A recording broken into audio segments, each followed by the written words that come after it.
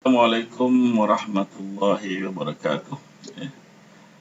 Sekarang kita tengok standard pembelajaran 5.1.3 di mana untuk standard pembelajaran ini murid mestilah boleh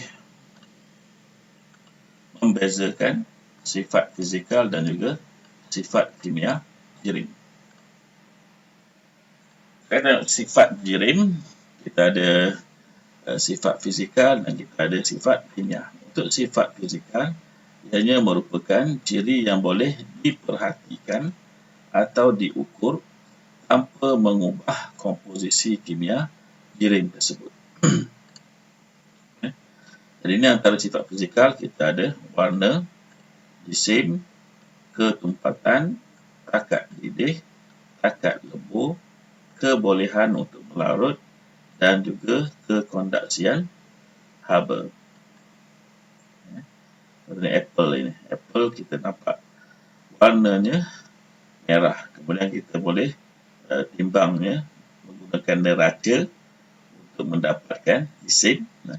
Kita juga boleh menggunakan kaedah sasaran air contohnya untuk mencari isi padu. Kemudian mencari ketumpatan. Kita juga boleh panaskannya untuk mencari takat didih. Dan kita boleh meleburkannya. Dan kita boleh masukkan dalam air untuk melihat kebolehannya melarut. Dan kita juga boleh bekalkan haba untuk melihat kekondaksian ataupun menentukan kekondaksian haba.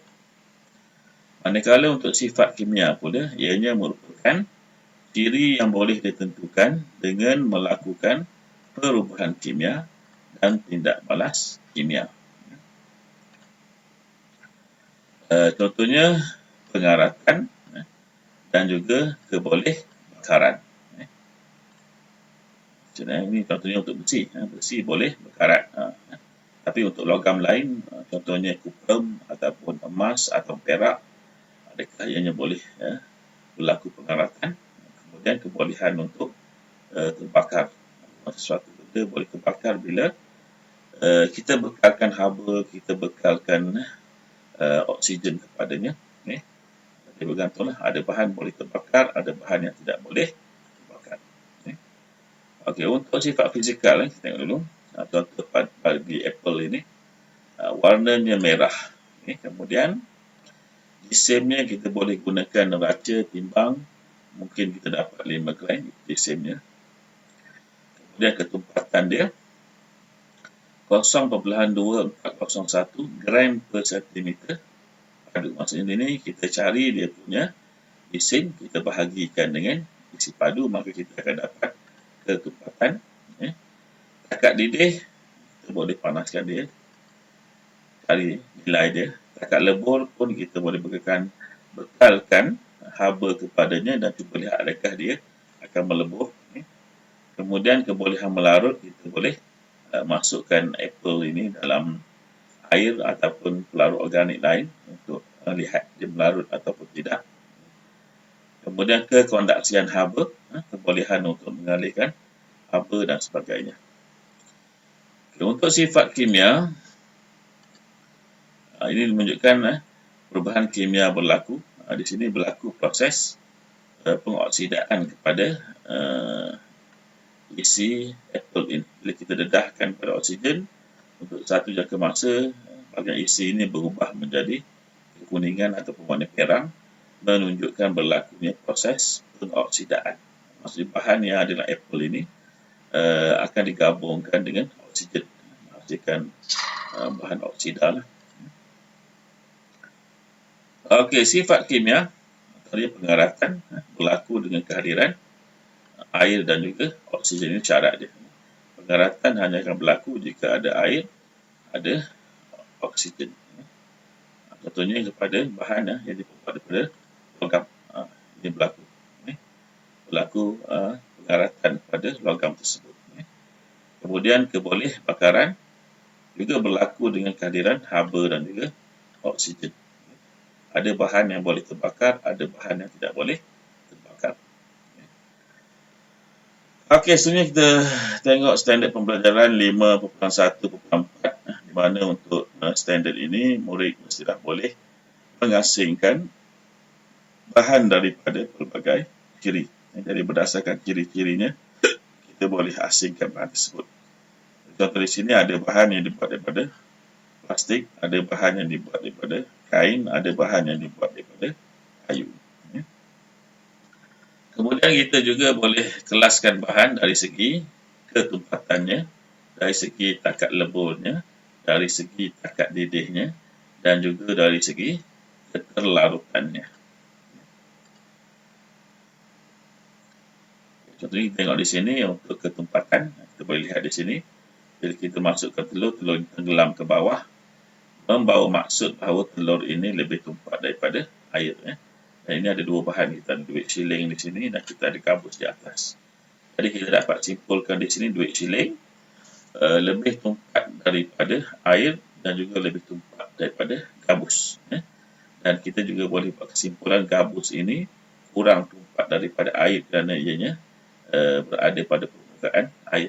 Dan ini boleh kita lihat ada beberapa jenis larutan, ada yang berwarna merah, ada berwarna biru, ada yang hijau, ada yang kuning. Maksudnya yang paling tumpat sekali adalah cecair berwarna merah, yang paling kurang tumpat adalah cecair berwarna kuning. Dan yang lain pun kita boleh letakkan dalam urutan ketumpatannya berdasarkan kedudukannya dalam campuran cecair tersebut. Jadi persoalannya, apakah yang terlintas di fikiran anda apabila melihat fenomena di atas? Jadi kita boleh gunakan fenomena ini untuk menentukan ketumpatan bahan-bahan tersebut. Itu secara umumnya. Mungkin kamu boleh mungkin ada selain daripada itu, mungkin ada yang lain terlintas di fikiran kamu. Jadi secara umumnya kita boleh katakan bahan yang berlainan mempunyai ketumpatan yang berlainan. Okey, untuk ketumpatan kita boleh bandingkan ketumpatan antara bahan-bahan. Ditunjukkan di sini ketumpatan tinggi, kalau kita lihat ada di sini keduli, ini ketumpatan dia 7.8 gram per cm padu. Jadi nilai ini boleh kita gunakan untuk mengira ketumpatan. Untuk membandingkan ketumpatan, iaitu hasil bahagi di antara jisim dibahagikan dengan isi padu. Jadi ini ketumpatan dia 7.8 gram per cm padu, ini 2.7 gram per cm padu, ini 2.5 gram per cm padu, ini 2 gram per cm padu, yang ini pula 1 gram per cm padu, yang ini 0.5 gram per cm padu, dan yang terakhir polisterin di sini kita ada 0.03 gram per cm padu. Dan ini nak tunjukkan kepada kamu mengenai konsep ketumpatan, di mana di sini kita bandingkan ketumpatan antara bahan vertikal dengan bahan cecair. Kita boleh susun ketumpatan ini. Jadi yang paling tumpat kalau kita lihat yang berada di dasar ini, iaitu bolt ataupun skru yang paling tumpat sekali. Skru ini dibuat daripada logam. Maksudnya logam ini mempunyai jisim yang tinggi per isi padu. Kemudian kita ada di atas daripada skru kita ada madu. Kemudian kita ada sirap jagung. Kemudian kita ada di sini kita ada biji popcorn, biji jagung. Kemudian kita ada 100% maple sirap maple. Kemudian kita ada dye. Kemudian diikuti oleh susu. Kemudian kita ada sabun pencuci pinggan. Kemudian di sini kita ada cherry tomato. Kemudian kita ada air. Kemudian kita ada beets, putih-putih daripada putih kecil beets ni. Kemudian kita ada minyak sayur. Kita ada udung soda.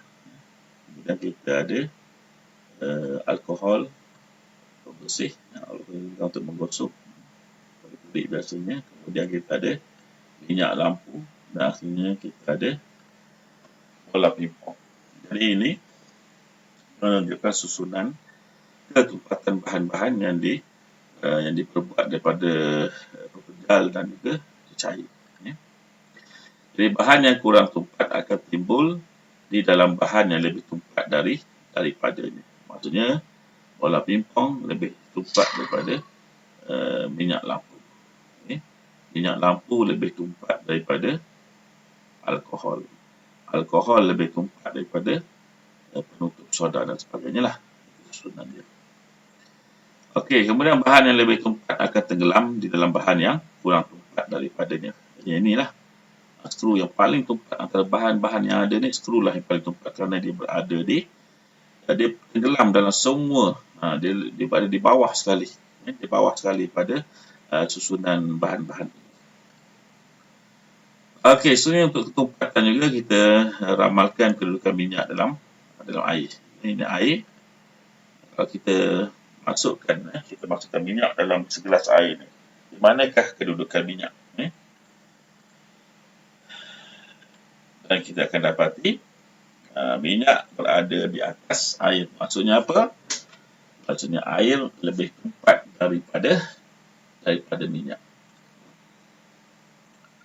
Okey, kemudian untuk takat didih, setiap bahan mempunyai takat didih yang berlainan. Takat didih ni maksud apa? Satu takat suhu di mana cecair akan mula bertukar menjadi gas. Takat didih.